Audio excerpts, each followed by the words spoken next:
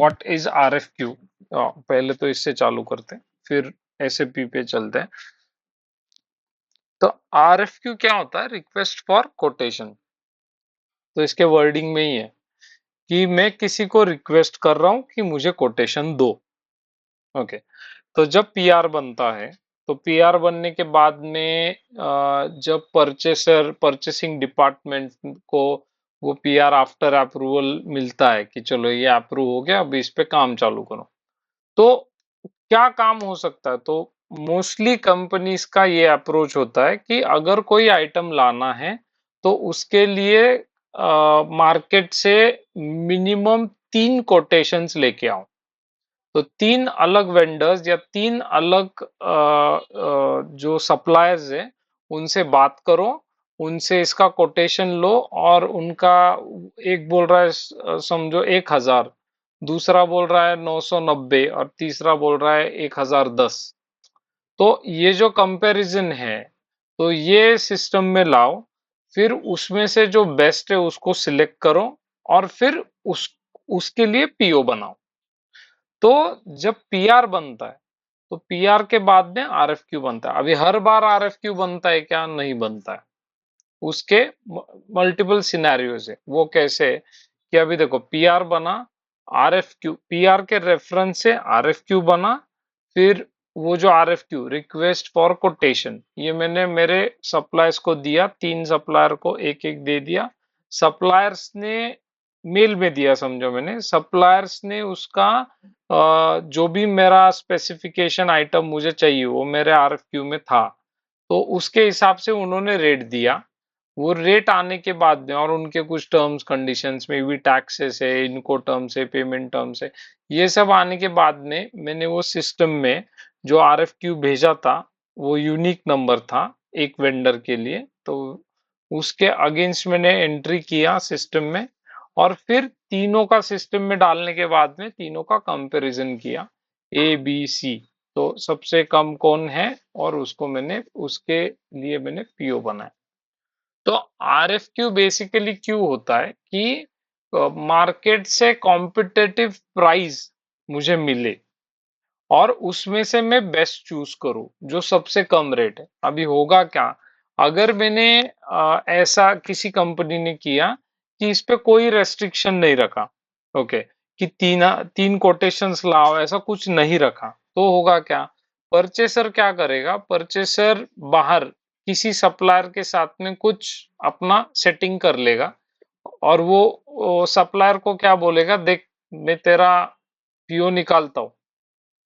अभी समझो market price 990 है उसका, लेकिन वो बोलेगा 990 के ऊपर तू 50 रुपए लगा, मैं पीओ निकालता हूँ, 50 रुपए मेरा। तो ये परचेसर फ्रॉड कर सकता है, बाहर सेटिंग लगा सकता है। ओके। तो इस केस में क्या करते कि एक ही अगर वेंडर से या सप्लायर से लेना है तो ये सेटिंग हो सकता है। अभी इसलिए कंपनी मैनेजमेंट क्या बोलता है कि ये ऐसा कुछ ना हो, इसलिए आप मार्केट से 3 कोटेशंस लाओ। ये एक एस्पेक्ट हो गया उसका। दूसरा एस्पेक्ट ऐसे हो गया, चलो मेरा परचेसर एकदम लॉयल बंदा है, वो कभी फ्रॉड नहीं करेगा, तो वो क्या कर, अगर वो एक ही कोटेशन मार्केट से लाता है तो निगोशिएशन का स्कोप ज्यादा नहीं बचता है।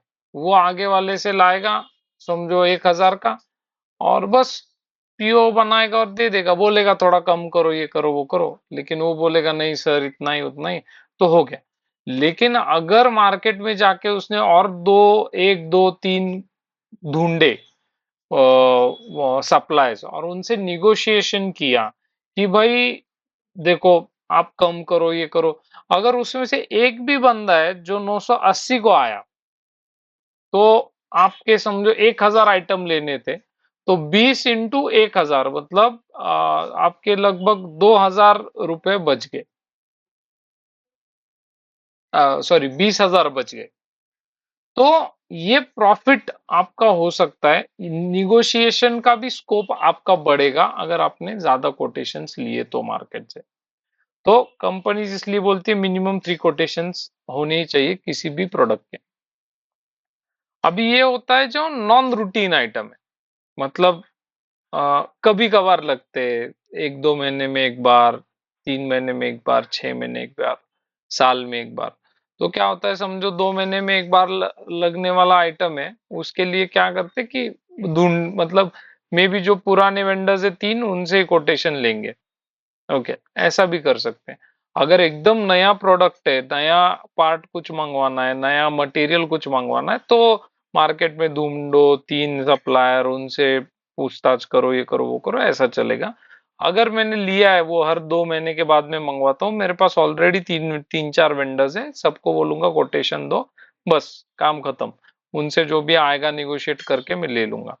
अभी ये 2-3-6 महीने बाद में एक दो बार लगने वाले आइटम्स का है ना, हम कॉन्ट्रैक्ट नहीं बनाते।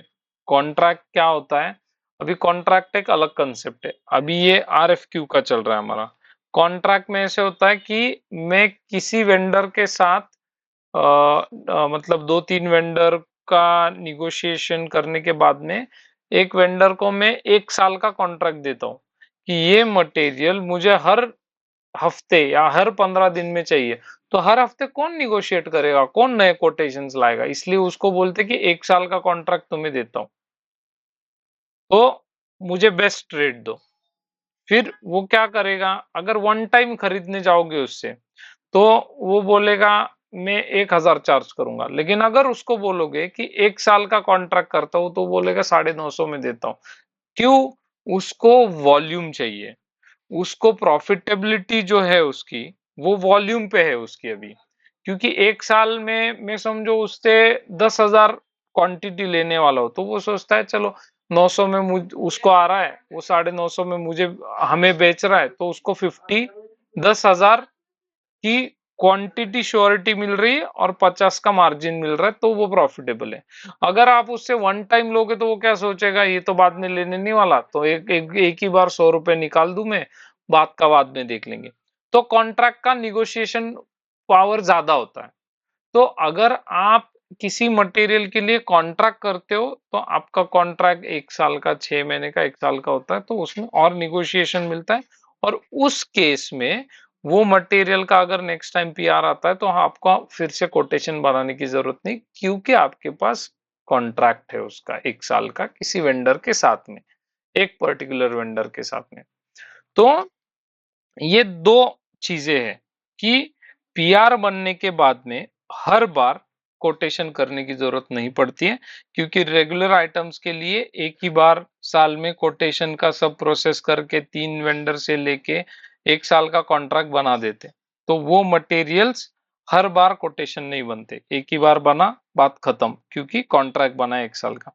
अभी कुछ आइटम्स रहते हैं जैसे स्पेयर पार्ट्स है, या कुछ आइटम्स है जो मैं रेगुलरली नहीं लेता। कुछ मशीनरी है मेरा, तो रेगुलर नहीं लेता मैं वो। आईटी के मेरे एक्सेसरीज है, लैपटॉप से, वो रेगुलर नहीं लेता मैं। तो उस केस में क्या होता है कि हर बार कोटेशन करते हैं 3-4 महीने बाद, क्योंकि मार्केट में भी रेट्स कम हो जाते हैं, मार्केट में मे भी अलग डिवाइसेस आते हैं। तो उसकी वजह से हम हर 2-3 महीने में जब बाइंग कर रहे, तब हम उसका कोटेशन लेते हैं उनके पास से। तो ये है कोटेशन की जरूरत। और ये मतलब ये क्वेश्चन आ सकता है आपकी तरफ से कि हर बार लगता है क्या?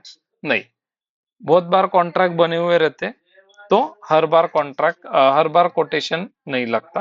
लेकिन इरेगुलर आइटम्स के लिए यस, हर बार कोटेशन करना पड़ता है।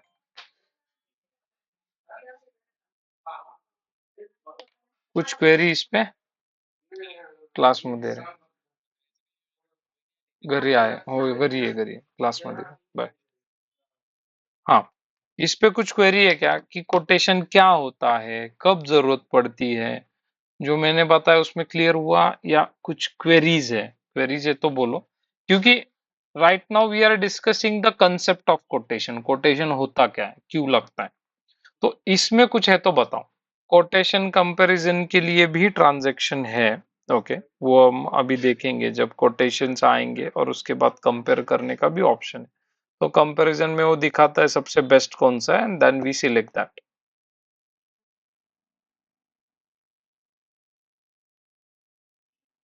ओके भाग्येश, और कुछ सवाल इसमें? ओके। ओके, चलो गुड। थोड़ा सा आप रिस्पॉन्ड करो तो, मतलब रिस्पॉन्ड क्यों करो, मुझे अच्छा लगने के लिए नहीं, मुझे समझने के लिए कि आपको समझ गया। ओके, तो चलो नो प्रॉब्लम। अभी आते हैं एसएपी पे। तो एसएपी में क्या है, तो बेसिक चीज है कि रिक्वेस्ट फॉर कोटेशन, मतलब मैं वेंडर को कोटेशन भेजूंगा, तो इसके लिए मुझे कुछ सिस्टम में बनाना पड़ेगा।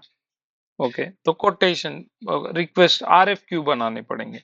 तो इसके लिए ME40 ट्रांजैक्शन है, ME41। तो ये देखो, क्रिएट आरएफक्यू, ये एक ट्रांजैक्शन है। दूसरा, अभी पहले ट्रांजैक्शंस बता देता हूँ, तो आपकी मतलब मन में जो क्वेरीज है वो खत्म हो जाएंगी। ME47 जो ME47 जब कोटेशन आएगा, तब मतलब जो वेंडर भेजेगा, तो यहाँ पे कोटेशन नंबर डाल के मैं उसके अंदर जाके एंट्री करूंगा। ओके, और ये मेंटेन कोटेशन है, और ME49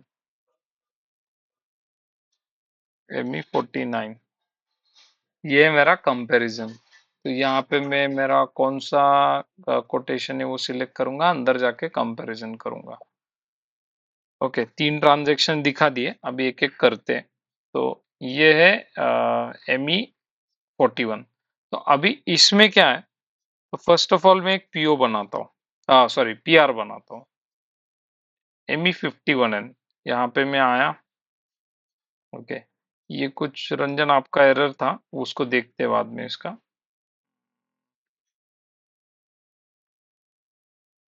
ये मटेरियल में मैं आया, मैंने मटेरियल्स सिलेक्ट किए। ओके, अभी ये मटेरियल का सिलेक्शन में करूंगा।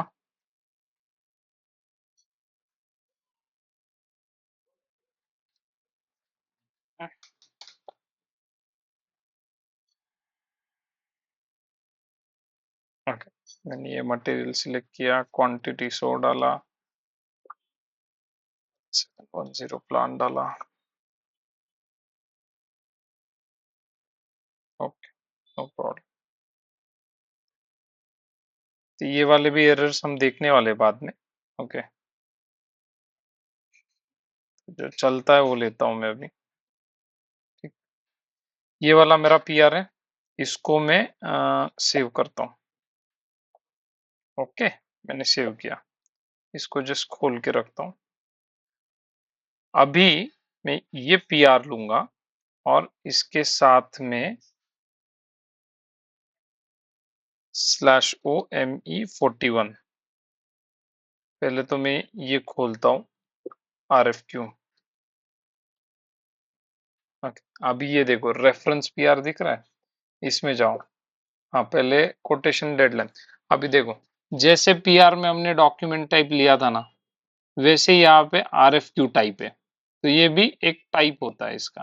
तो इस पे भी नंबर रेंज हमारा डिफाइन होता है, RFQ जो है। तो ये हम नंबर रेंज के लिए, और फील्ड सिलेक्शन है जो अंदर, वो डिफर करता है। अभी आपको चाहिए तो आप नया भी बना सकते हो, लेकिन RFQ में यूजुअली कॉन्फ़िगरेशन में कोई नया नहीं बनाता, बिकॉज किसी को डिफरेंशिएशन अलग नहीं करना होता है यहाँ पे। तो ये नहीं रहता है, उनका स्टैंडर्ड वाला यूज कर। लैंग्वेज तो लैंग्वेज है। RFQ डेट मतलब आज का डेट। ओके, और आज का डेट नहीं है ये, एक्चुअली कल का डेट है। ओके, तो RFQ डेट आज का होगा बेसिकली। तो ये आज हम बना रहे। फिर कोटेशन डेडलाइन, अभी कब तक वो सप्लायर्स को मुझे वापस भेजना है कोटेशन, मतलब मैं तो RFQ रिक्वेस्ट कर रहा हूँ उनको कोटेशन के लिए, लेकिन एंड डेट क्या है, उसके पहले उन्होंने मुझे वो कोटेशन भेजने। समझो एंड डेट में लेता हूँ मंडे का, 3 तारीख का। अभी 3 तारीख से पहले सारे वेंडर्स ने मुझे प्राइजेस भेजने उनके। ये RFQ इज RFQ नंबर। तो ये जो RFQ नंबर है ना, ये RFQ नंबर फिर वही खेल है, internal external.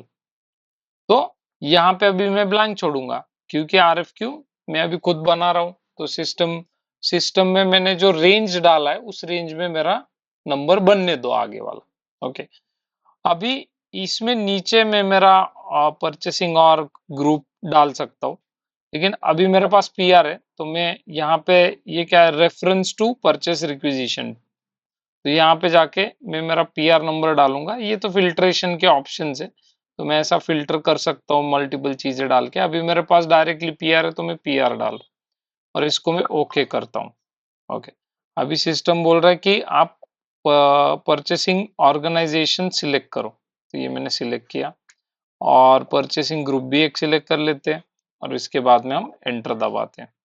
Okay, RFQ date in past, ये शायद सिस्टम का डेट एक दिन आगे है हमसे, ये थोड़ा देखना पड़ेगा। क्या होता है, सिस्टम का डेट होता है, तो मे बी सर्वर का डेट एक दिन आगे है हमसे। ओके, अभी ये देखो, मेरा ये पीआर का आइटम आ गया, ये वाला पीआर नंबर है, उसका आइटम है, और उसका प्लांट स्टोरेज लोकेशन और उसका क्वांटिटी 100 था, ये सब आ गया मेरा। अब मैं क्या करूंगा, इसको सिलेक्ट करके अडॉप्ट करूंगा। तो मैंने इसको सिलेक्ट किया, तो मैं सीधा अंदर एक स्क्रीन पे आ गया। तो अभी इसमें मल्टीपल स्क्रीन है, वो एक एक दिखाता हूं मैं। पहले तो ये स्क्रीन पे आओगे आप, इसमें देखो आइटम नंबर है 10, तो ये आपका मटेरियल है। ओके, उसके बाद में ये शॉर्ट टेक्स्ट है, ये मटेरियल ग्रुप है, मतलब ये सब पीआर से आ रहा है। और पीआर से ना भी आता है तो आप मटेरियल डालोगे, वो भी करके देखेंगे हम डायरेक्ट मटेरियल डाल के, तो यहाँ पे मटेरियल से ये आ जाता है, इसका कोई नहीं। अभी क्वांटिटी पीआर से आया, कोटेशन डेडलाइन 3 तारीख हमने डाला था मंडे का, वो आ गया। डिलीवरी डेट, डिलीवरी कब चाहिए, 10 तारीख को, ये पीआर से आया। ओके, और ये तो स्टोरेज लोकेशन है, दैट इज ओके। तो इतना सब डिटेल ऑटोमेटिक आया है। अभी मैं एंटर दबाता हूँ। अभी ये मेरा मेन स्क्रीन है एक्चुअली आरएफक्यू का, तो इसमें देखो वही आइटम आपको दिख रहा है, वही डिटेल सारी आपको दिख रही। तो अभी यहाँ पे क्लिक करता हूँ, अभी एक एक चलते, ये हैट दिख रहा है, हैट, तो हैट इज हेडर। तो एक तो मैं डिलीट कर सकता हूँ, डिलीट करूंगा तो आइटम निकल जाएगा। दूसरा है हैट, हैट पे क्लिक करता हूँ, तो हेडर डेटा, मतलब पूरे आरएफक्यू को एप्लीकेबल ऐसा डेटा यहाँ पे दिखता है। तो आरएफक्यू डेट, वो तो पूरे आरएफक्यू के लिए लैंग्वेज है, इंटरवल, अभी आइटम मेरे पास सिर्फ 10 है इसलिए। अभी इसमें मैं क्या करता हूँ, एक कलेक्टिव नंबर करके कंसेप्ट है। ओके, कलेक्टिव नंबर क्या करता है, ये मैं आपको, मतलब दिखेगा आपको अभी। ये कुछ भी हो सकता है, नंबर कुछ भी डालो आप। RFQ101 डालता हूं मैं अभी के लिए। कोटेशन डेडलाइन डेट है यहाँ पे, इनको टर्म्स ये आप डाल सकते हो, टारगेट वैल्यू इनको टर्म्स, ये सेल्स पर्सन कोई है, उसका टेलीफोन नंबर, ये your reference, my reference, general field है इसका, कुछ मतलब कुछ भी डाल सकते हो अगर रेफरेंस कुछ है तो ये हो गया। तो अब ये फिर से अगर पीछे जाना है तो माउंटेन्स में जाना है। ओके, अभी हाँ, इसमें वैलिडिटी स्टार्ट एंड, लेकिन उसकी जरूरत नहीं पड़ेगी स्टार्ट एंड की। अभी ये मैं माउंटेन्स पे, ये देखो यहाँ पे गया, माउंटेन पे क्लिक किया, वापस आ गया, यहाँ पे गया, माउंटेन पे क्लिक किया, वापस आ गया। तो ये है माउंटेन से वापस आने का। अभी थोड़ा आइटम के डिटेल्स पे चलते हैं, ये वाला आइटम डिटेल्स, इस पे क्लिक करोगे तो ये स्पेसिफिक आइटम जो आपने सिलेक्ट किया, फिर से माउंटेन में जा रहा हूँ, ये जो स्पेसिफिक आइटम है, इसको सिलेक्ट करके मैं यहाँ पे आया, तो आइटम नंबर 10, उसका मटेरियल डिस्क्रिप्शन जो भी है, उसका क्वांटिटी, कोटेशन डेडलाइन वगैरह सब दिखेगा, दैट्स इट। ये एकदम फर्स्ट स्क्रीन था हम जब एंटर करके यहाँ पे आए थे। फिर से माउंटेन पे क्लिक करता हूँ, तो अभी हमने क्या देखा, हैट सबके लिए एप्लीकेबल, माउंटेन पे आया, मतलब मेन स्क्रीन पे आया। फिर आइटम डिटेल्स, तो ये स्पेसिफिक, अभी देखो मैंने ऐसे क्लिक किया तो वो नहीं जा रहा है, क्यों, वो बोल रहा है आइटम सिलेक्ट करो, क्योंकि मल्टीपल आइटम्स हो सकते हैं, और फिर जा रहा है। तो ये स्पेसिफिक आइटम के लिए। फिर से माउंटेन पे आया। ओके, अभी और एक है ये एडिशनल डेटा, अभी एडिशनल डेटा उसी आइटम का है। ओके, तो इसमें कुछ ज्यादा होता नहीं है डालने लायक। ओके, अभी ये प्रोसेस के ऊपर डिपेंड करता है, तो ये वाला है। अभी ये एडिशनल डिटेल, फिर से माउंटेन, तो hat, item detail, additional detail, इतना अभी याद में रखना है आपको। इससे ज्यादा अभी जाओ मत किसी चीज में, कुछ है भी नहीं ज्यादा, लेकिन जाओ भी मत, क्योंकि थोड़ा थोड़ा खाना है हमें। एक साथ लंच डिनर दोनों करोगे तो प्रॉब्लम हो जाएगा, ये ध्यान में नहीं रहेगा। तो अभी याद रखो, hat, mountain, item details select करके, आइटम डिटेल्स, माउंटेन, डिटेल्स अंदर के हर बार देखो जाने के बाद, और एडिशनल डेटा। तो इतना क्यों, अभी जब प्रैक्टिस करोगे तो प्रैक्टिस में ये सारी डिटेल्स आपको अंदर जा जाके देखनी है। एसएपी में अगर आपको सीखना है, कंसेप्ट्स मैं क्लियर करूंगा, आपके दिमाग में कंसेप्ट एकदम अच्छे से बिठाऊंगा, कितनी भी बार पूछो। लेकिन आपको अगर इंटरव्यू क्रैक करना है तो आपको एक ही चीज करनी, दैट इज प्रैक्टिस। प्रैक्टिस छोड़ के कुछ भी नहीं, क्योंकि कंसेप्ट तो मैं क्लियर करके दे रहा हूँ। अभी बचा क्या, प्रैक्टिस। प्रैक्टिस करो, फिर ही इंटरव्यू कर पाओगे। तो टाइम दो, ठीक है। ये हो गया। अभी इसमें क्या है, अभी इसमें प्राइस कहीं पे भी नहीं दिख रहा है, देखो। तो अब मैं क्या करूंगा, पहले तो वेंडर को मुझे भेजना है, तो यहाँ पे सप्लायर है, देखो। तो वेंडर को अगर मुझे भेजना है तो मुझे वेंडर सिलेक्ट करना पड़ेगा कहीं पे। तो ये देखो सप्लायर एड्रेस, यहाँ पे मैं गया, अभी ये वेंडर डिटेल्स है। अभी यहाँ पे सप्लायर डालना है, किस सप्लायर को मुझे ये भेजना है, ये मुझे यहाँ पे डालना है। तो सप्लायर आपको मालूम होगा तो उस नाम से सर्च करो, ओके। और मतलब मल्टीपल पैरामीटर्स है, उससे सप्लायर सर्च करो। अभी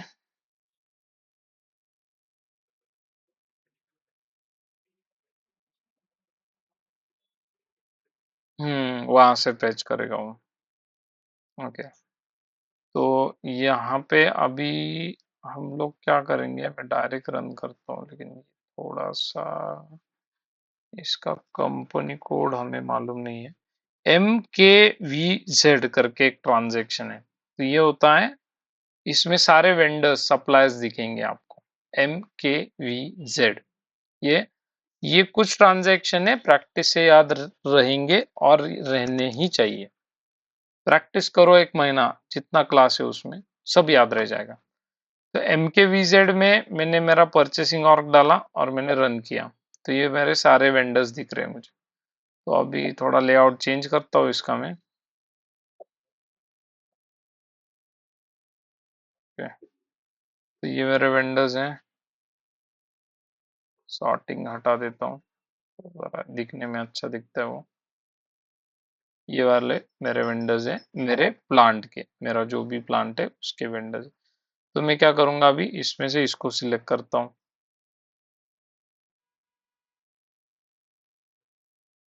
इसको सिलेक्ट किया, यहाँ पे डाला। सॉरी यार, ये इंफॉर्मेशन गलत लिया मैंने, ये वाला है क्या, ऑलरेडी लिया हुआ मैंने लास्ट टाइम, ठीक है। ये वाला है। तो अभी इसको एंटर जैसे करूंगा, इसकी सारी डिटेल्स आ जाएंगी। अभी इसको मैं सेव करूंगा, तो ये नीचे अभी देखो एक नंबर जनरेट हुआ, 6 ऑल जीरोज 1 हो गया। अभी सिस्टम मुझे यहाँ पे फिर से ब्लैंक करके दिया, क्यों, दूसरा कौन सा वेंडर जिसको आप भेजने वाले हो वो डालो। तो ये सेकंड वेंडर मैंने डाला, एंटर किया, सेव किया। तो अभी नीचे देखो 2 नंबर जनरेट हुआ। अब मैं और एक डाल रहा हूँ, थर्ड वेंडर। वेंडर का नंबर होता है, तो वेंडर का नंबर मैंने सिलेक्ट किया। अभी मैं इसको एंटर करके सेव करता हूँ। तो अभी देखो 3 नंबर जनरेट हुआ, तो ये 3 नंबर जनरेट हुए। अभी इसके पीडीएफ्स भी जनरेट होते हैं सिस्टम से, मतलब जो आपको भेजना है वेंडर को, उसका एक फॉर्मेट अगर आप बनवा के लेते हो तो वो आपका जनरेट हो जाएगा। तो वो आपको सिर्फ क्या करना है, वेंडर को मेल में डाल के भेज देना है। This is the process.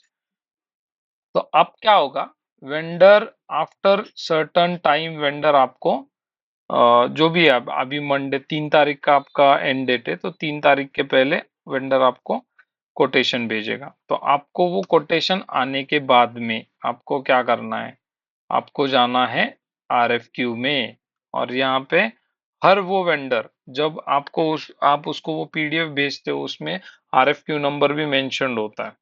RFQ number, vendor की डिटेल, सब सब उसमें होता है, और उस पे ही वेंडर में भी लिख के देगा, एडिट करके देगा, कुछ करके देगा, नहीं तो वो वैसा ही रखेगा अटैचमेंट में और नीचे प्राइस वगैरह डाल के देगा मेल में, ऐसा हो सकता है।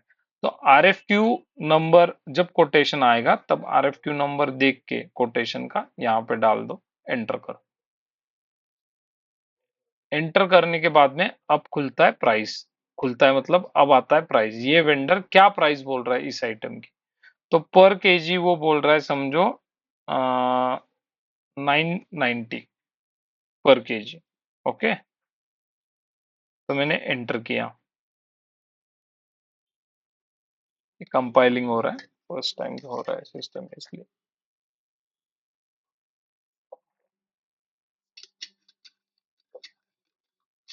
990 USD बहुत ज्यादा प्राइस होता है, मैं 90 USD लेता हूँ। मतलब थोड़ा खराब लग रहा है, 1 किलो क्या खरीद रहे जो 990 USD का है।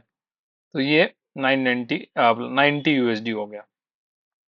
अभी कुछ नहीं, प्राइस डाला, टैक्स कोड अगर कुछ है, होता ही है यूजुअली, तो वो टैक्स डाल दो। अभी मैं नहीं ले रहा हूँ क्योंकि अभी ये सब यूएस का है और इसमें टैक्स एग्जम्पशन, ये सारे सेल्स वाले टैक्स एग्जम्प्ट है, टैक्सेबल सेल्फ असेस्ट, तो इसको अभी इसमें नहीं जाते, लेकिन टैक्स कोड ले सकते हैं। तो अभी ये टैक्स कोड इंडिया में अगर सोचोगे तो विद इन स्टेट अगर लेते हो तो CGST SGST वाला ये समझो 12% का लगता है, और स्टेट के बाहर का लेते हो तो 12% ही है, लेकिन टैक्स कोड अलग अलग है, बिकॉज दैट इज IGST। ये टैक्सेशन का कंसेप्ट उस पे लेटर ऑन आएंगे जब पीओ में चालू करेंगे, पीओ चालू करेंगे। तो ये यहाँ पे डाल सकते हो। अभी मैं एक बार एंटर दबाता हूँ, यहाँ पे आ गया। ओके, अब मैं इसको लेकर एक और चीज कर सकता हूँ। 1 मिनट, हाँ इनकोटम, तो इनकोटम कुछ है तो डाल सकता हूँ। अभी जिनको इनकोटम मालूम नहीं है, पीओ के टाइम पे वो डिस्कस करने वाले हैं। पीओ थोड़ा लंबा चलेगा, ज्यादा टाइम चलेगा, इनको टर्म्स डाल सकते हैं। तो अभी मेजरली प्राइस होता है, टैक्स कोड इनको टर्म्स यही होता है। इसके बाद में मैं इसको सेव करता हूँ। अभी जो कोटेशन भेजा था, मतलब जो प्राइस भेजा था, वो मैंने डाल दिया इसमें।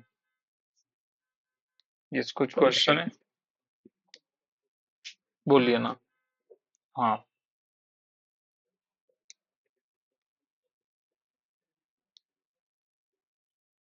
हम्म हम्म हम्म हम्म ठीक, बताता हूँ, बताता हूँ।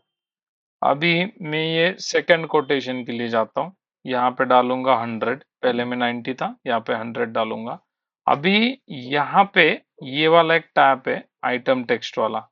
ओके, तो आइदर में यहाँ पे कुछ मेरा कंडीशंस है, 1 मिनट, ये पहले तो यहाँ पे आया क्योंकि, हाँ, यहाँ पे मैं कुछ मेरा टेक्स्ट अगर है तो यहाँ पे डाल सकता हूँ। इसको लॉन्ग टेक्स्ट का भी ऑप्शन है, कुछ ज्यादा टेक्स्ट डालना है तो मैं वो भी यहाँ पे डाल सकता हूँ। तो यहाँ पे आपके टर्म्स एंड कंडीशंस है वो मेंटेन कर सकते हो। और एक हो सकता है, just a minute, payment terms भी होते हैं। Yes yes yes yes, payment terms भी होते हैं, उस पे आते हैं। ओके, अभी पे आइटम डिटेल्स हो गए, इसमें देखते पेमेंट टर्म, ये तो इनको टर्म हो गया। हम्म, इसमें हाँ, ये देखो पेमेंट टर्म हेडर में, 1 मिनट मैं बैक जाता हूँ माउंटेन्स में। अभी मैं यहाँ पे आके अगर हैट में जाता हूँ तो यहाँ पे देखो पेमेंट टर्म्स है। पेमेंट टर्म्स बेसिकली एक जनरल आइडिया अभी देता हूँ, पीयू के टाइम पे थोड़ा ज्यादा इलेबरेटिव या डिस्क्रिप्टिव बताऊंगा। पेमेंट टर्म क्या होता है, जब वेंडर आपको मटेरियल देता है तो मैं देखो, हर वो कंपनी जो मटेरियल लेती है उसका ये कहना होता है कि हम इमीडिएट पेमेंट नहीं करेंगे, क्रेडिट पे लेंगे आपसे। तो 30 डेज क्रेडिट, मतलब आपका मटेरियल रिसीव होने के बाद में 30 दिन के बाद हम पैसा देंगे आपको। ओके, कुछ कंपनीज होती है कि इमीडिएट दे देंगे, वो तो निगोशिएशन का पार्ट है, तो उसमें डिसाइड होता है। तो उसके हिसाब से यहाँ पे पेमेंट टर्म्स का सिलेक्शन होता है। और पेमेंट टर्म्स में और एक चीज चलती है कि वेंडर बोलता है समझो आपने 10 दिन में पेमेंट दिया मुझे, तो मैं आपको 2% डिस्काउंट दूंगा। ओके। और अगर आपने मुझे 5 दिन में पेमेंट दिया तो मैं आपको 5% डिस्काउंट दूंगा।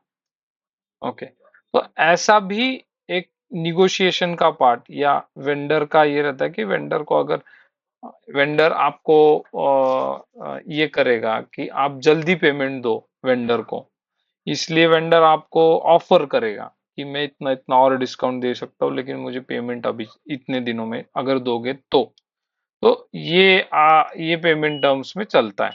ओके। अभी इनको टर्म्स तो थोड़ा बड़ा सब्जेक्ट है, लेकिन याद रखो कि यहाँ पे इनको टर्म्स डाल सकते हो। ओके। तो ये मैंने 100 डाला और पेमेंट टर्म, इनको टर्म, टैक्स कोड, ये सब डाला। इसके बाद में मैं इसको सेव करता हूँ। अब थर्ड वाला, तीसरे वेंडर ने मुझे कोटेशन भेजा है, तो वो बोल रहा है, ये सेकंड ही खुल गया, सॉरी, ये थर्ड वाला, थर्ड वाला खुल गया।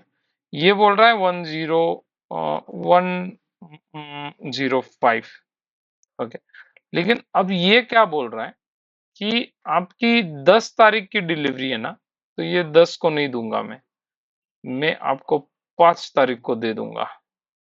मेरा फास्ट है काम, मैं 5 को दूंगा आपको। ओके। तो ये इसका कहना है। तो अभी मैं जाऊंगा, तीनों के प्राइस आगे मैंने सिस्टम में डाल दिए, सब हो गया। अब मैं जाऊंगा /OME49 को यहाँ पे। अब देखिए, अब आपके पास क्या ऑप्शन है कोटेशंस कंपेयर करने के। तो ये ऑप्शन है कि आप यहाँ पे जाके कोटेशन नंबर डालो। तो कोटेशन नंबर कैसे डाल सकते हो?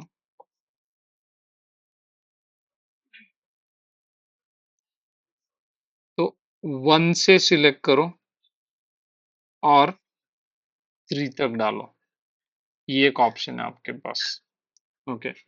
और आप अंदर चले जाओ, तो 3 कोटेशंस आपको दिखेंगे ऐसे। और क्या ऑप्शन है आपके पास? ये कलेक्टिव RFQ, ये RFQ101 ऐसे कुछ डाला था हमने, तो वो देखते हैं यहाँ पे क्या डाला था, भूल गया।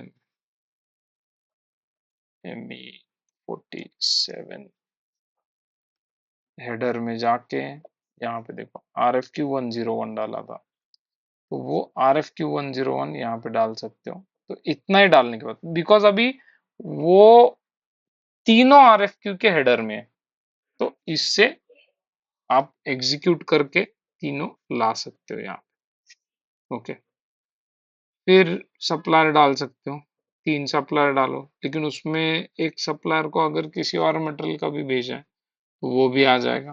फिर सप्लायर डालोगे तो मटेरियल भी डालना पड़ेगा कॉम्बिनेशन में, तो फिर वो ठीक से हो सकता है। ओके। तो ये RFQ कंपैरिजन के लिए जाने के तरीके हैं। तो अब मैं इसको रन करता हूँ।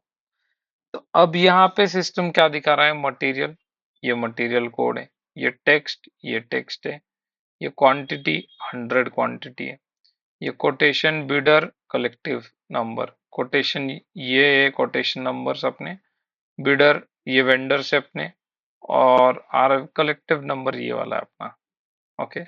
अभी उसकी वैल्यू, अभी ये 100 क्वांटिटी के लिए ये बोल रहा है 9,000, ये बोल रहा है 10,000, और ये बोल रहा है 10,500। तो अभी सिस्टम उसमें इवैल्यूएशन करेगा और सिस्टम जो बेस्ट है उसका आपको रिकमेंडेशन रैंकिंग देगा 1 2 3। ओके, ये रैंकिंग दिया है। तो ये परसेंटेज का थोड़ा फंडा अलग है इसका कैलकुलेशन का। ओके, उसको हम include discount, delivery cost, determine effective price, minimum value quotation, percentage basis, एक मिनट, इसमें होता है mean value equals 100, maximum value equals 100, minimum value equals 100। Okay, अभी इसको मैं फिर से रन करता हूँ, मीन वैल्यू शायद लेना चाहिए। हाँ, ये वाला 100 है, मतलब 100%। जो मिनिमम वाला है उसको 100% है, उसके बाद ये और ये, तो ये सिलेक्ट करना चाहिए। इसका थोड़ा और चेंज करके ऐसे हो सकता है कि मीन वैल्यू तो अभी था, मैक्सिमम वैल्यू लेते, एक बार ये लेके देखते हैं और एग्जीक्यूट करता हूँ। तो ये वाला मैक्सिमम वाला जो है वो 100 आएगा, तो मिनिमम वाला आपको लेना है। ओके, तो इसमें अभी सिलेक्शन का क्राइटेरिया, ये तो चलो नंबर से भी पता चल रहा है किसका लेना है। अभी सिलेक्शन का क्राइटेरिया क्या है बेसिक, तो प्राइस एक क्राइटेरिया, उसके बाद में और कुछ क्राइटेरिया हो सकते हैं, वो क्या हो सकते हैं, तो डिलीवरी डेट। अगर आपको ये आइटम जल्दी चाहिए और ये वेंडर बोल रहा है मैं 10 को दूंगा, ये वेंडर बोल रहा है मैं 5 को दूंगा, तो मेरा सिलेक्शन पैरामीटर जो मेरा है उसके हिसाब से मैं सिलेक्शन करूंगा। ऐसा हो सकता है कि मुझे महंगा चलेगा लेकिन मुझे टाइम पे चाहिए, तो मैं इसको सिलेक्ट करूंगा। ओके, रैंकिंग तो सिस्टम ने सिर्फ प्राइस प्राइस के बेस पे दिया है, लेकिन डिसीजन ये हमारा सिचुएशन के बेस पे होगा। तो ये भी सिलेक्ट हो सकता है कि मुझे डिलीवरी जल्दी चाहिए, और डिलीवरी अगर ये टाइम पे दे रहा है, मेरी 10 का एक्सपेक्टेशन था, ये 10 को दे रहा है, तो 5 को मुझे जरूरत भी नहीं है, मुझे 10 क्या 12 को आया तो भी चलेगा मटेरियल 12 तारीख को, तो मैं इसको सिलेक्ट करूंगा क्योंकि प्राइस कम है इसका। ओके, तो अपार्ट फ्रॉम दिस और पैरामीटर्स क्या देखने लायक होते, तो पेमेंट टर्म्स। अभी इसका पेमेंट टर्म बोल रहा है ये 30 दिन चलेगा मुझे, ये पेमेंट टर्म बोल रहा है 90 डेज चलेगा मुझे, 90 दिन के बाद पैसा दो, कोई प्रॉब्लम नहीं मुझे। तो फिर से वो डिसीजन एक आ जाता है कि ये ज्यादा पैसा ज्यादा ले रहा है, लेकिन क्रेडिट भी ज्यादा दे रहा है, तो इसका ले, या पैसा ठीक है 30 डेज हम दे सकते हैं, पैसा अपने पास है इतना पैसा, तो इसमें ही अपना प्रॉफिट है, तो इसको ही सिलेक्ट करेंगे। अभी सिलेक्शन का प्रोसेस क्या है, तो जिसको सिलेक्ट करना है वो छोड़ के बाकी के अंदर जाओ, रिजेक्शन इंडिकेटर लगाओ, सेव करो, इसके अंदर जाओ, सॉरी ये वाला आइटम पे है, रिजेक्शन इंडिकेटर लगाओ, सेव करो। तो इनको हमने रिजेक्ट कर दिया, अभी इनसे पीओ बना ही नहीं सकते हो, सिस्टम बोलेगा आरएफक्यू इज रिजेक्टेड। ओके, और ये वाला जो है अभी इसका रिजेक्शन नहीं है, तो इससे आप पीओ बना सकते हो। तो ये उठा के लेके जाना है और पीओ में डालना है, नहीं तो पीओ से भी सिलेक्ट कर सकते हो, वो पीओ के टाइम पे देखेंगे हम लोग। ओके, तो यहां तक किसी का कुछ क्वेरी है क्या, बताओ।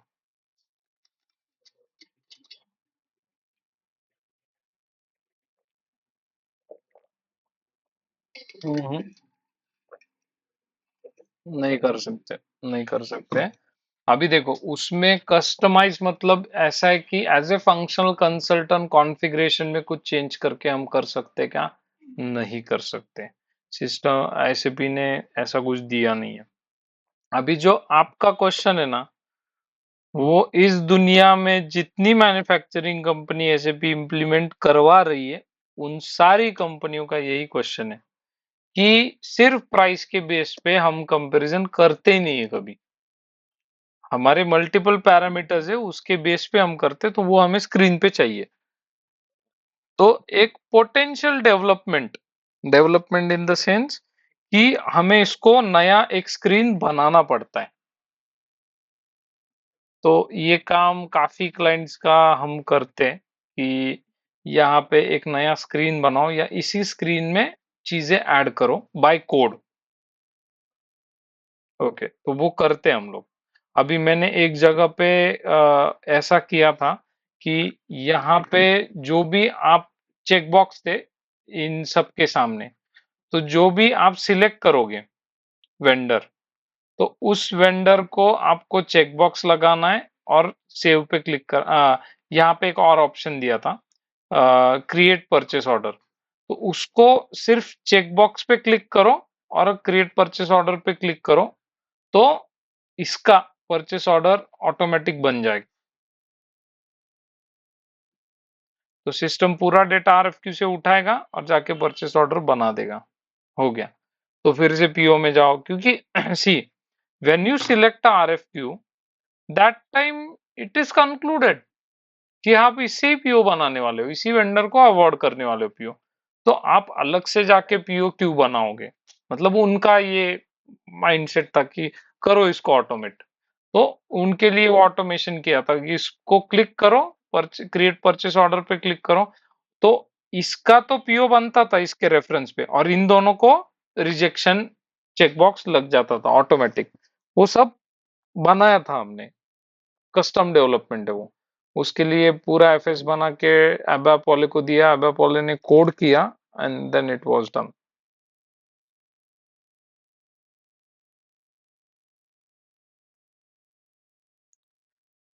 तो अभी का जो डिस्कशन हुआ या कंसेप्ट आरएफक्यू, कंसेप्ट तो आपको समझ गया, आपने सबने बोला। अभी आरएफक्यू का जो प्रोसेस है, creation of RFQ, maintain quotation, comparison, ये 3 स्टेप्स है। तो इसमें किसको कुछ डाउट है क्या, बता। कुछ चीजें जैसे पेमेंट टर्म, इनको टर्म नहीं समझा, वो छोड़ दो, वो पीओ में बात करेंगे। तो भाग्येश, आप बोल रहे हो कि यहाँ पे जब मैं पीआर सिलेक्ट कर रहा हूँ, तो बेसिकली देखो, ये पीआर सिलेक्शन का काम आपका नहीं है। आप कौन हो? कंसल्टेंट हो। आप कभी भी जाके किसी कंपनी में ये काम नहीं करोगे। मतलब उनका काम है, एंड यूजर का काम है। आप क्या करोगे, उनको सिखाओगे कि आरएफक्यू बनाना कैसे, जैसे मैं अभी आपको सिखा रहा हूँ। तो ये आपका काम है। अभी ये क्वेश्चन बहुत वैलिड है कि उनको, मतलब उनकी तरफ से बात करते हैं, उनको कैसे पता होगा कि कौन सा पीआर मुझे सिलेक्ट करना है? यही क्वेश्चन है, राइट? हाँ। तो अभी उसमें क्या होता है, जब ये परचेसर बंदा है, वो जब काम कर रहा है, तो वो क्या करता है ना, एक ट्रांजैक्शन रन करता है बेसिकली, /o me5a। तो ME5A में जाके वो क्या करेगा, उस ये है परचेस रिक्विजिशन का रिपोर्ट। इसमें जाके बहुत सारे फिल्टर्स है इसमें। तो वो खुद का परचेसिंग ग्रुप डालेगा। फिर अप्रूवल का रिलीज डेट, या इसमें अप्रूवल का भी होता है प्रोसेसिंग स्टेटस।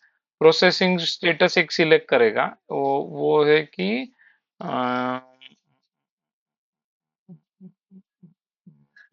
प्रोसेसिंग स्टेटस नहीं, वो अलग फील्ड है और एक, हाँ, परचेस रिक्विजिशन प्रोसेसिंग, ये वाला। तो इसमें इन रिलीज वाले नहीं लेगा वो क्या करेगा, एक्टिव वाले लेगा। ओके। और रिलीज कंप्लीटेड, तो रिलीज कंप्लीटेड फाइल डालेगा, खुद का परचेसिंग ग्रुप डाला है, अभी उसको वो एग्जीक्यूट करेगा। एग्जीक्यूट करने के बाद में उसको क्या दिखेगा, उसके कितने पीआर से अभी जिस पे उसको काम करना है। तो उसमें से वो देखेगा कि अभी कौन से पीआर पे काम करूं। तो वो काम करने जब लेगा तो उसको मालूम, अभी मालूम है उसको, तो अभी वो इस पीआर के लिए अलग अलग वेंडर्स ढूंढेगा। और उसके बाद में वो आएगा आपका ये करने के लिए, पीआर बनाने के लिए, आरएफक्यू बनाने के लिए। तो जब आरएफक्यू बनाने के लिए आएगा तब तो उसको मालूम होगा कि मुझे कौन से पीआर के लिए आरएफक्यू बनाना है। ओके। तो वो वाला पीआर जाके सिलेक्ट करेगा। अगर उसको समझो यहाँ पे वो पीआर नंबर नहीं मालूम है, लेकिन वो अभी किसी एक पर्टिकुलर मटेरियल के लिए उसने वेंडर्स को फोन किया है कोटेशन के लिए, आप दो वगैरह वो बोला है, तो what he can do is he can select the material over here, और उस मटेरियल के जो पीआर है वो उसको दिखेंगे। ओके। तो ये मल्टीपल पैरामीटर्स है, इससे भी वो सिलेक्शन कर सकता है, वो मटेरियल सिलेक्ट करके वो सारे पीआरस उसको दिखेंगे। हाँ, एक मिनट, ये मैं एग्जीक्यूट करता हूँ, ये देखो, ये सीधा एग्जीक्यूट किया मैंने, तो ये सारे पीआर दिख रहे हैं अभी, जिनका मैं परचेस आरएफक्यू बना सकता हूँ। तो इसमें कुछ नहीं है, ये सारे पीआर नंबर है, इसको सिलेक्ट करो और एडअप करो, हो गया, मैं आ गया आरएफक्यू के अंदर। तो this is one method of doing it. और किस, ओके ना, ऑल क्लियर? और कुछ सवाल? ओके, और पूछो। डेट वाइज फिल्टर ना? हाँ, फिल्ट्रेशन।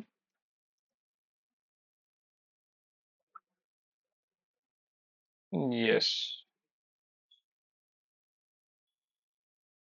हाँ, मतलब अंदर जाने के बाद बोल रहे हो ना आप? यहाँ पे डेट यहाँ पे।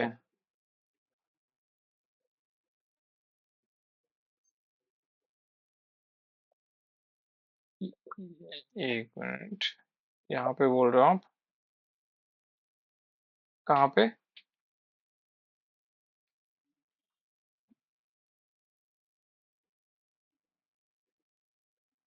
ओके ओके, ठीक है, नो प्रॉब्लम।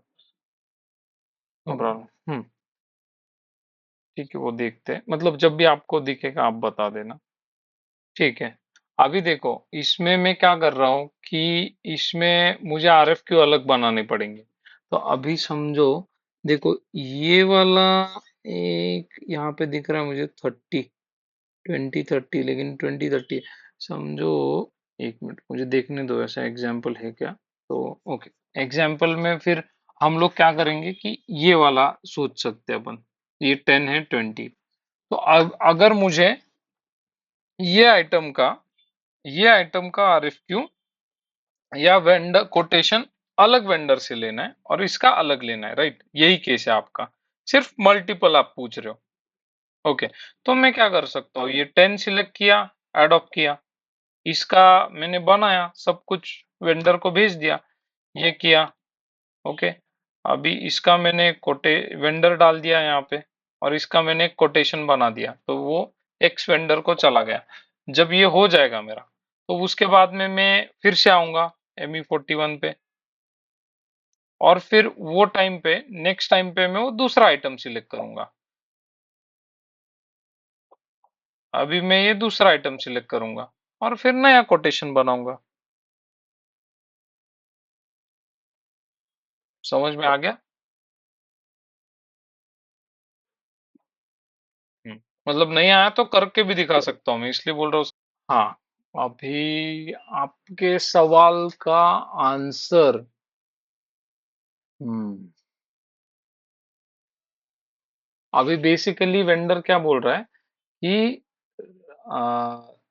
निगोशिएशन कैसे हुआ है, कि मैंने 100 आइटम्स मांगे और वेंडर बोल रहा है कि मैं 101 दूंगा। तो पहले तो आप ऐसे क्यों करोगे, क्यों लोगे 101? 100 मांगा है, तो 100 का प्राइस आपने कुछ निगोशिएट किया, समझो 100 का 90 रुपीज से। ओके।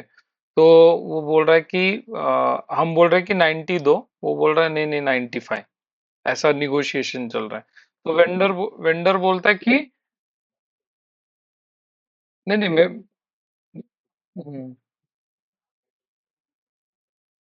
हाँ, उसी में मैं आपका भी ला रहा हूँ।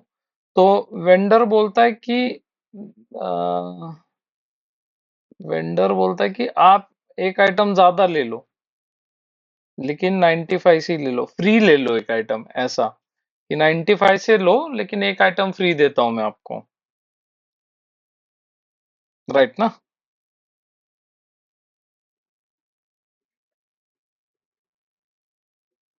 ओके ओके, अलग ही आइटम।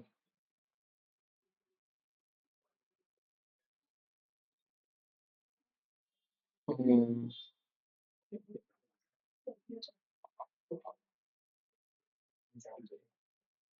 हम्म हम्म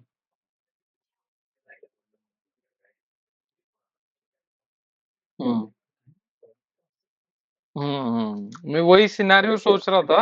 हाँ, वो नहीं हो पाएगा वैसे कुछ। हाँ, ठीक है।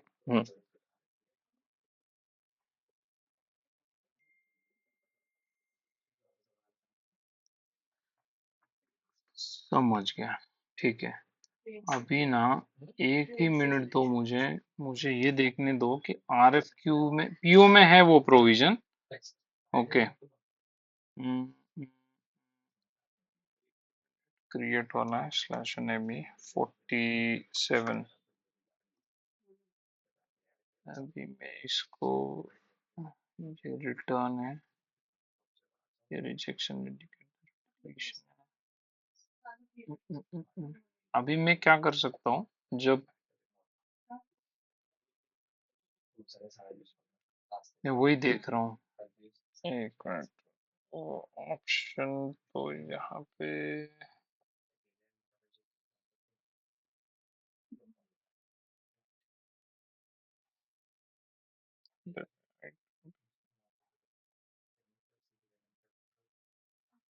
भी वो करने तो नहीं दे रहा है मुझे, मतलब टेक्निकली वो देगा भी नहीं, लेकिन हाँ वो तो उतना ही लेके आएगा पीआर से। अभी क्या हो गया, आरएफक्यू जब बना था कोटेशन, तब उसमें हमने एक ही आइटम डाला है, तो वो एक ही आइटम के ऊपर नहीं जाने दे रहा है हमें यहाँ पे। लेकिन सिनेरियो आपका वैलिड है, मैं ऐसे नहीं बोलूंगा वैलिड नहीं है। ओके, प्रोविजन के लिए उसका एक प्रोविजन ऐसे हो सकता है कि आप है ना पीओ में ये ऑप्शन है आपके पास कि आप जब वेंडर को, हाँ हाँ, तो आरएफक्यू का मैं थोड़ा देखता हूँ कुछ ऑप्शन है क्या बिजनेस सिनारियो के लिए। ओके, ये मैं भी थोड़ा देख के आपको बताता हूँ। Okay, yup. तो सबको सब क्लियर है सबके हिसाब से, सबने हाँ बोला है तो बहुत अच्छी बात है। और अगर कुछ है तो भी, तो ये क्या, ये यहाँ पे चेंज कर दो, 1110 डाल दो, कोटेशन जो है। हाँ, परचेस ऑर्डर में बात कर रहे हो। हम्म।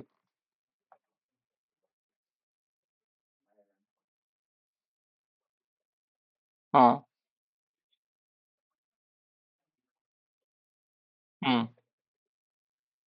इसमें देखो, जब पीआर बनता है और पीआर में जो क्वांटिटी आती है ना, that is not the final quantity. वो फाइनल डिसीजन नहीं होता है कभी भी, बिकॉज पीआर में जो आता है वो रिक्वायरमेंट है जिसको वो चाहिए उसकी।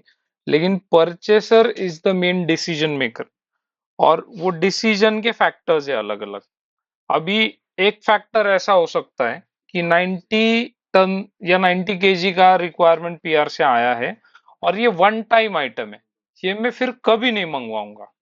ओके, और वेंडर बोल रहा है कि मैं 100 दूंगा और रेट कम करूंगा। ओके, तो या वो बाकी जो ट्रांसपोर्टेशन कॉस्ट है उसमें कुछ बेनिफिट हो रहा है हमें, तो अगर वो 10 लाके मेरा वेस्ट होने वाला है, तो परचेसर डिसीजन लेता है भाई तू 100 मत दे, 90 दे सकता है क्या बता ये रेट में। तो वो हार्ड लॉक हो जाता है कि 90 ही चाहिए। तो फिर 10 ज्यादा लेके मेरा वैसे भी लॉस हो रहा है क्योंकि काम नहीं आने वाला, तो 90 को मैं 2 रुपए ज्यादा दे दूंगा।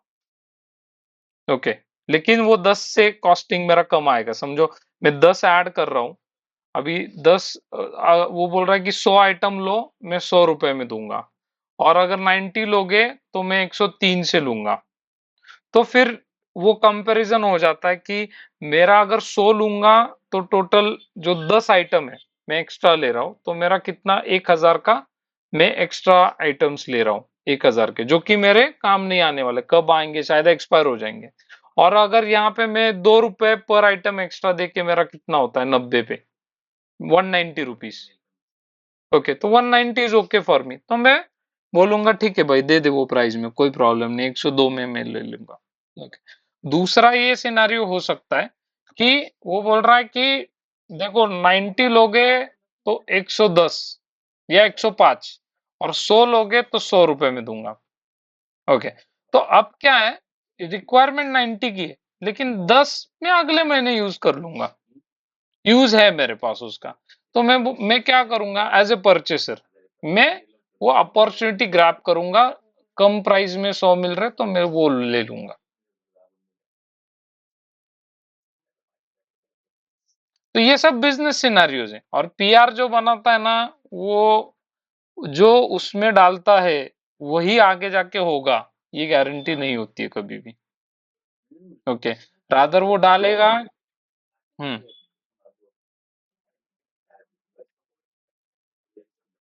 हम्म।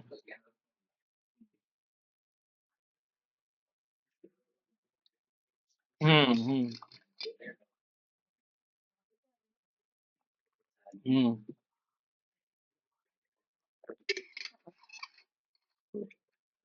Yes yes.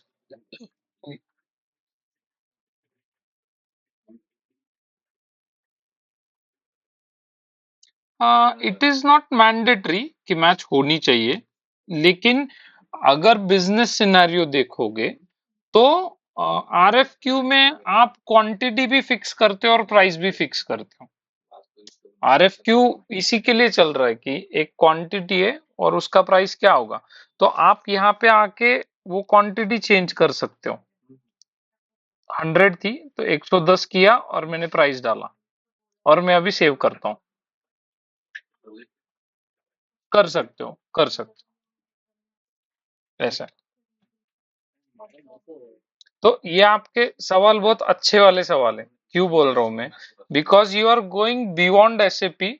आप बिजनेस प्रोसेस के सवाल पूछ रहे हो। इट इज नॉट एसएपी से कोरिलेट कर रहा है ये कि एसएपी में ये कैसे होगा, लेकिन सिनारियो डिस्कशन चल रहा है अपना।